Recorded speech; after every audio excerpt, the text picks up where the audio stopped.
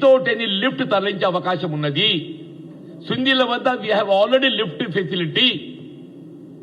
ఇదంతా కూడా గతంలో వాళ్ళు దుర్వినియోగం చేసిన 4,000 కోట్లకు మించి కాదు.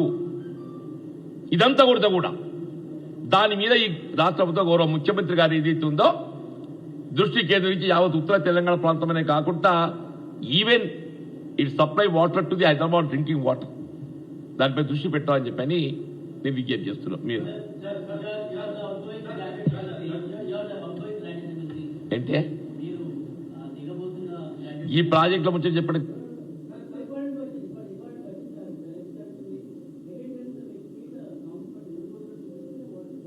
ఓడిపోతే చూపెడతలేదు brother. Congress is in first place. Congress is in first place.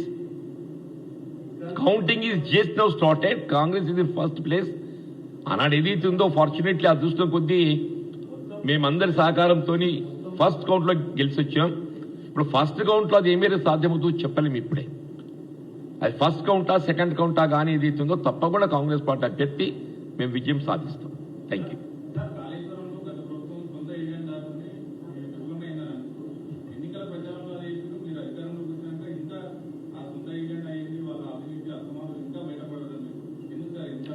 ఇప్పుడు because with enquiry commission is on, enquiry commission విచారణ ఉండగా ఏదైతుందో ఇలా ప్రభుత్వం ఏదైతుందో అందులో మేము జోక్యం చేసుకొని మేము కామెంట్ చేయడం సమంజసం కాదు.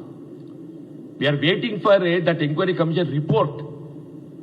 We are waiting for that enquiry commission report.